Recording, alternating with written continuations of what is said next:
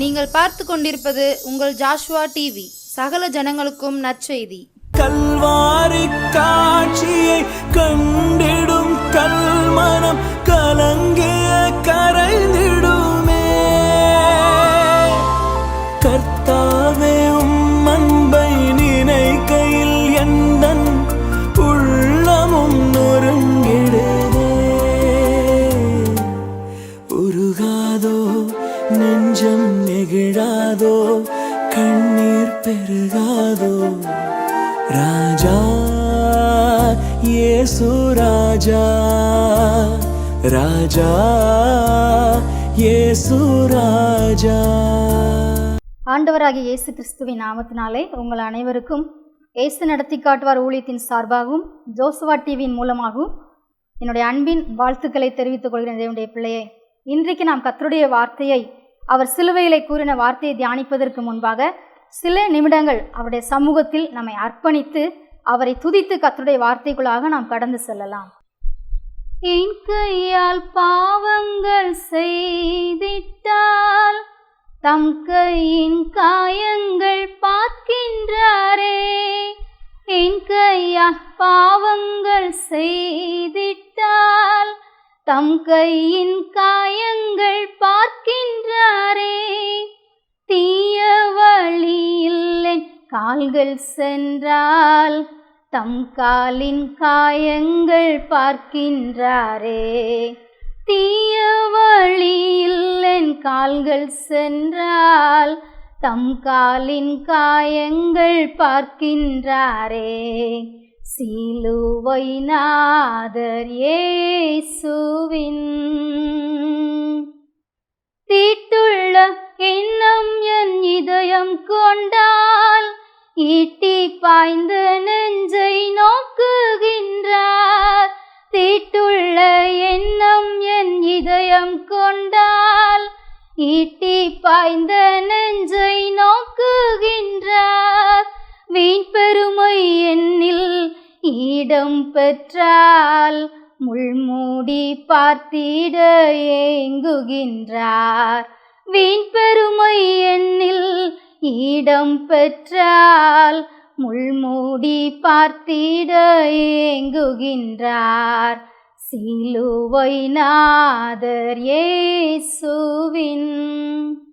ஆம் தேவனுடைய பிள்ளையே, எல்லாரும் நம்முடைய ஆவி, ஆத்துமா, சரீரத்தை, நம்முடைய சிந்தனை, பார்வை, பேச்சு, செயல், நடத்தை, உணர்வுகள் எல்லாவற்றையும் தேவனுடைய ஆளுகைக்குள்ளாய் கொண்டு வருவோம். தேவனுடைய பிள்ளையே, அவர் சிந்தின ரத்தம் நமக்காக, எனக்காக, உங்களுக்காக. தேவனுடைய பிள்ளையே, அந்த இரத்தத்தின் வல்லமைக்கு நாம் ஒரு நாள் கூட இனி துரோகம் செய்யாதபடிக்கு இந்த சிலுவையின் வார்த்தைகளை கேட்கும் பொழுதே கர்த்தர் உங்கள் உள்ளத்தில் இடைப்படுவாராக. ஹல்லேலூயா. நாங்கள் உமக்கு நன்றி சொல்கிறோம்ப்பா. கேட்கிற ஒவ்வொருடைய இருதயத்தையும் நீர் பரிசுத்தப்படுத்துவீராக, தகுதிப்படுத்துவீராக. உம்முடைய பிள்ளைகளாய் இரத்தத்தின் அன்பினால் மாற்றிக்கொள்வீராகப்பா. ஹல்லேலூயா. பலியான செம்மறி பாவங்களெல்லாம் சுமந்து தீர்த்தவரே. பலியான செம்மறி பாவங்களெல்லாம் சுமந்து தீர்த்தவரே. பரிசுத்த இரத்தம் எனக்காக அல்லோ, பாக்கியம் பாக்கியமே. பரிசுத்த இரத்தம் எனக்காக அல்லோ, பாக்கியம் பாக்கியமே. பரிசுத்தரே, படைத்தவரே, ஆராதனை ஆராதனை. இரட்சகரே இயேசுநாதா, ஆராதனை ஆராதனை. மாசில்லாதவரே, குற்றமற்றவரே, ஆராதனை ஆராதனை. எல்லா துதி கன மகிமை எல்லாம் எங்கள் அப்பா இயேசு ஒருவருக்கே நாங்கள் எடுக்கிறோம். இயேசுவின் நாமத்தில் பிதாவே, ஆமென். தேவனுடைய பிள்ளையே, இன்றைக்கும் அவர் சிலுவையிலே கூறின இரண்டாவது வார்த்தையை நாம் தியானிக்க போகிறோம். லூக்கா 23ஆம் அதிகாரம் 43வது வசனத்திலே சொல்லப்பட்டிருக்கிறது, இயேசு அவனை நோக்கி, இன்றைக்கு நீ என்னுடனே கூட பரதீசில் இருப்பாய் என்று மெய்யாகவே உனக்கு சொல்லுகிறேன் என்றார். இன்றைக்கு நீ ஏன் கூட பரலோகத்தில் இருப்பப்பா, இதை நான் உண்மையாக சொல்கிறேன் அப்படின்னு சொல்லி ஏசப்பா சொல்கிறாங்க. முதலாவது, இந்த பரதீஸ் என்பதற்கு நமக்கு சில விளக்கங்கள் தேவை. தேவனுடைய பிள்ளையே, வெளிப்படுத்தின விசேஷம் 2ஆம் அதிகாரம் 7ஆம் வசனத்தில் சொல்லப்பட்டிருக்கிறது, ஜெயம் கொள்ளுகிறவன் இருக்கிற ஒரு இடம் பரதீஸ். பாவத்தின் மீது ஜெயம் கொள்ளுகிறவன் இருக்கிற ஒரு இடம் தேவனுடைய பிள்ளையே, ஒரு பரிசுத்தமான இடம். கர்த்தருக்குள் மரித்தவருடைய ஆத்துமா இளைப்பாறுகிற ஒரு இடம் அந்த பரதீஸ். 2 கொரிந்தியர் 12ஆம் அதிகாரம் 3ஆம் வசனத்திலே சொல்லப்பட்டிருக்கிறது, மனுஷர் பேசப்படாததும் வாக்கு கட்டாத வார்த்தைகளை, தேவனுடைய வார்த்தைகளை, வாக்கு கட்டாத அந்த தேவனுடைய வார்த்தைகளை கேட்டுக்கொண்டே இருக்கிற ஒரு இடம் அந்த பரதீஸ் என்பது. அது மட்டுமல்ல, யாராலும் கிரகிக்க கூடாத ஒரு அற்புதமான பரலோகத்தின் ஒரு பகுதி தான் அந்த பரதீஸ் தேவனுடைய பிள்ளையே. அப்படிப்பட்ட இடத்திற்குள் நுழைவதற்கு ஒரு மனிதன் தகுதி பெறுகிறான். அவன் வேற யாரும் இல்லை தேவனுடைய பிள்ளைய, ரொம்ப ஃபேமஸான ஆள். யார் தெரியுமா? ஒரு கள்ளன் தான். இயேசுவோடு கூட சிலுவையில் அறையப்பட்ட கள்ளன் தான் அந்த பரதீசுக்குள் செல்வதற்கு அந்த நேரத்திலே தகுதிப்படுகிறான் தேவனுடைய பிள்ளையே. அந்த தகுதி பெறுவதற்கு 3 காரியங்கள் அந்த கள்ளன்ட்ட காணப்படுகிற. அந்த 3 காரியங்கள் என்ன தெரியுமா? முதலாவது பாவ உணர்வு, 2வது ஆத்தும ரட்சிப்பு, 3வது மாற்றம் தேவனுடைய பிள்ளையே. முதலாவது பாவ உணர்வு. நாம் இதை குறித்து தியானிக்க போகிறோம். மத்தேயு 27:24 ஒரு வசனம் சொல்லப்பட்டிருக்கிறது, அவரோடு கூட சிலுவையில் அறையப்பட்ட கள்ளரும் இயேசுவை நிந்தித்தார்கள். அந்த கள்ளர்களும் இயேசுவை நிந்தித்தவர்களான். ஆனால் சிலுவையிலே அவரை சுற்றி அந்த இடத்திலே, அந்த கள்ளன் அறையப்பட்ட இயேசு அறையப்பட்ட இடத்திலே அங்கே அநேக காரியங்கள் நடந்து கொண்டே இருக்கிறது, அநேக சம்பவங்கள் நடந்து கொண்டே இருக்கிறது. அதை அந்த கள்ளன் கவனித்து கொண்டே இருக்கிறான் தேவனுடைய பிள்ளை. மத்தேயு 27வது அதிகாரத்தையும் லூக்கா 23வது அதிகாரத்தை நீங்கள் வீட்டிலே பொறுமையோடு இருந்து தியானித்து பார்த்தீங்கன்னா தெரியும். அதில் மத்தேயு 27:17 வசனத்தில் சொல்லப்பட்டிருக்கிறது, பொறாமையினால் இயேசுவை மரணத்திற்கு ஒப்பு கொடுத்தார்கள். பொறாமை ஒரு மனிதனுக்கு எப்பொழுது ஒரு மற்றவர்களை பார்க்கும் பொழுது அந்த மனிதனிடத்திலே ஒரு விசேஷமான வித்தியாசமான காரியங்கள் காணப்படும் பொழுதுதான் அந்த பொறாமை வரும் தேவனுடைய பிள்ளை. இயேசுவினிடத்திலே காணப்பட்டது எல்லாம் வித்தியாசமான விசேஷமான ஒரு காரியம். பிதாவின் சித்தத்தை அப்படியே நிறைவேற்றினார். பிதா என்ன சொன்னாரோ அப்படியே அவர் செய்து முடித்தார். அநேக அற்புதங்கள், அநேக அடையாளங்கள், அநேக காரியங்களை ஊமைகளாக கர்த்தர் மக்களுக்கு சொல்லிக் கொடுக்கிறார். அது மாத்திரம் அவருடைய நடை, அவருடைய பேச்சு, அவருடைய செயல், அவருடைய வார்த்தைகள் எல்லாமே வித்தியாசமாக இருக்கிறது. இதனால் ஜனங்களுக்குள் பொறாமை எழும்பி அவரை பொறாமையினால் மரணத்திற்கு ஒப்பு கொடுத்தார்கள் தேவனுடைய பிள்ளையே. அது மாத்திரமாய் அந்த இடத்துல ஒரு சத்தம் தொனித்து கொண்டே இருக்கிறது, இவரை சிலுவையில் அறைய வேண்டும், இவரை சிலுவையில் அறைய வேண்டும் என்று சொல்லி மகா கூக்குரலிட்டு சத்தமாய் சொல்லுகிறார்கள். அது மாத்திரமா துணிகரமாய் சொல்றாங்க, இவருடைய இரத்தப்பழி எங்கள் மேலும் எங்கள் பிள்ளைகள் மேலும் சுமருவதாக என்று சொல்லி துணிகரமாய் சொல்லுகிறார்கள் தேவனுடைய பிள்ளையே. இத்தனை சம்பவங்கள். அது மாத்திரமா அவரை துப்பி அவருக்கு முள்முடியை பின்னி சிரசிலை வைத்து யூதருடைய ராஜா என்று சொல்லி கேலி செய்கிறார்கள். அவரை அடிக்கிறார்கள், அவரை பரியாசம் பண்ணுகிறார்கள், அவரை நிந்திக்கிறார்கள். நீ தலைகளை துளிக்கு சொல்றாங்க, நீ கிறிஸ்துவானால் உன்னை நீ ரட்சித்துக்கொள், நீ சிலுவையில் இருந்து இறங்கி வா என்று சொல்லி சொல்கிறார்கள் தேவனுடைய பிள்ளையே. அத்தனை பாடுகளையும் அவர் பொறுமையோடு சகித்தார் தேவனுடைய பிள்ளையே, அமைதியாக சகித்தார். இதையெல்லாம் அந்த கள்ளன் பார்த்து கொண்டே இருக்கிறான். அவனுக்குள் ஒரு மாற்றம் வருகிறது. அந்த சூழலிலே இயேசுவுக்கு தெரிகிறது, பிதாவின் கோபம் ஏதோ ஒரு விதத்தில் அங்கு வெளிப்பட போகிறது என்பதை அறிந்து, அப்பொழுது அந்த வேத வசனத்தை பார்த்தீங்கன்னா தெரியும். லூக்கா 23ஆம் அதிகாரம் 34வது வசனத்திலே, அப்பொழுது பிதாவே இவர்களுக்கு மன்னியும், தாங்கள் செய்கிறது இன்னதென்று அறியாதிருக்கிறார்களே என்று சொல்லுகிறார் தேவனுடைய பிள்ளையே. இந்த வசனத்தை கேட்ட மாத்திரத்திலே அந்த கள்ளனுடைய உள்ளம் பாவ உணர்வு அடைகிறது.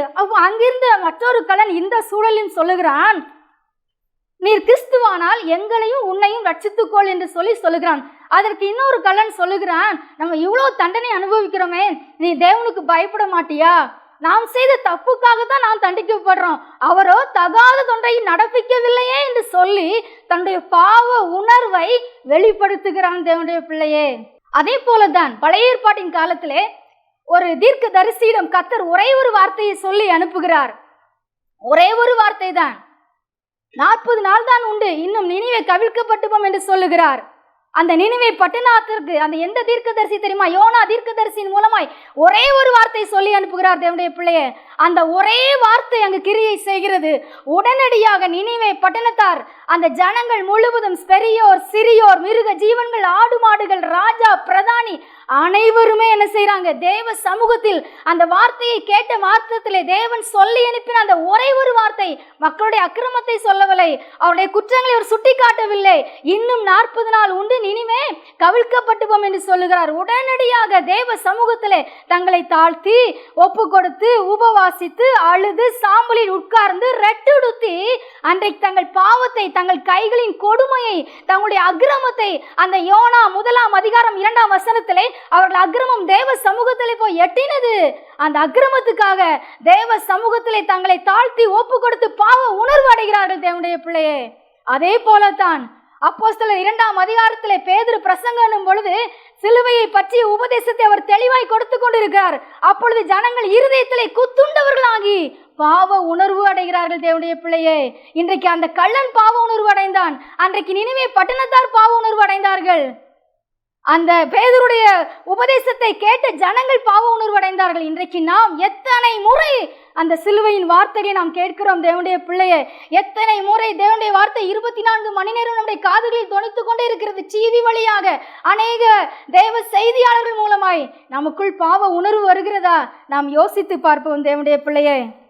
அதே போல 2வது அந்த கள்ளனுக்குள் வந்தது ரட்சிப்பு, ஒரு விலையேறப்பட்ட ரட்சிப்பு. பாவ உணர்வு வந்தவுடன் அந்த கள்ளனுக்குள் ரட்சிப்பு வருகிறது. தன் பாவங்களை மறைக்கிறவன் வாழ்வடைய மாட்டான், அவைகளை அறிக்கை செய்து விட்டு விடுகிறவனோ அந்த ரட்சிப்பு என்னும் இரக்கத்தை பெறுவான் தேவனுடைய பிள்ளை. இன்றைக்கு நாம் என்ன செய்கிறோம் தெரியுமா?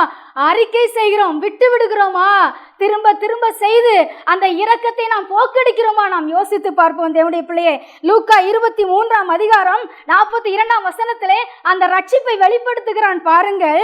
இயேசுவை நோக்கி, ஆண்டவரே, நீர் உம்முடைய ராஜ்யத்தில் வரும்போது அடியேனை நினைத்தருளும் என்றான். அப்பொழுது இயேசு சொல்லுகிறார், இயேசு அவனை நோக்கி, இன்றைக்கு நீ என்னுடனே கூட பரதீசில் இருப்பாய் என்று மெய்யாகவே உனக்கு சொல்லுகிறேன். நாளைக்கு இல்லப்பா, அடுத்த வருஷம் இல்லை, இன்றைக்கு நீ என் கூடவே வந்துருவ பரலோகத்துக்கு.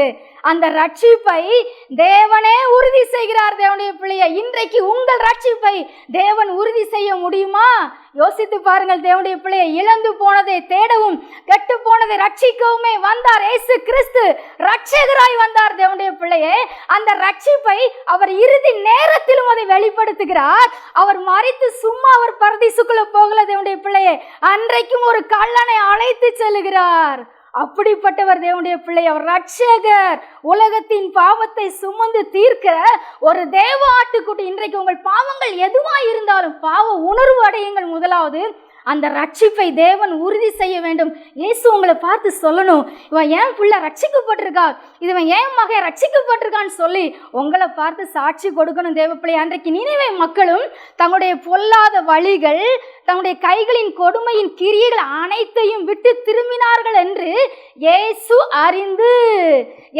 அறிந்துதான் அவர்கள் மீது செய்வேன் என்று சொல்லப்பட்டிருந்த தீங்கை அவர்களுக்கு செய்யாதிருந்தார் தேவனுடைய பிள்ளையை. இன்றைக்கும் அன்றைக்கு பாவ உணர்வு அடைந்த கள்ளனுக்கு பரதீசை கொடுத்தார். அன்றைக்கு யோனா மூலமாய் சொல்லி அனுப்பின வார்த்தை விசுவாசித்த நினிவே பட்டணத்தாருக்கு அந்த தீங்கை செய்யாதிருந்தார் தேவனுடைய பிள்ளை. அந்த ரட்சிப்பு வெளிப்பட்டது. அதே போல அன்றைக்கு பேதுரு மூலமாய் ரட்சிக்கப்பட்ட ஜனங்கள் அந்த வார்த்தையை கேட்ட உடனே சந்தோஷமாய் மனம் திரும்பி ஞான ஸ்நானம் பெற்றார்கள் தேவனுடைய பிள்ளையே. அந்த மாறுபாடான சந்ததிக்கு விலகி உங்களை ரட்சித்துக் கொள்ளுங்கள் என்று பேதுரு சொல்லுகிறார். உடனடியாக கீழ்ப்படிந்து ரட்சிக்கப்பட்டு அவர்கள் என்ன செஞ்சாங்க? ஞான ஸ்நானம் பெற்றார்கள் தேவனுடைய பிள்ளையே. ரட்சிப்பு இல்லாமல் அவருடைய ராஜ்யத்துக்குள் நாம் நுழையவே முடியாது தேவனுடைய பிள்ளையே.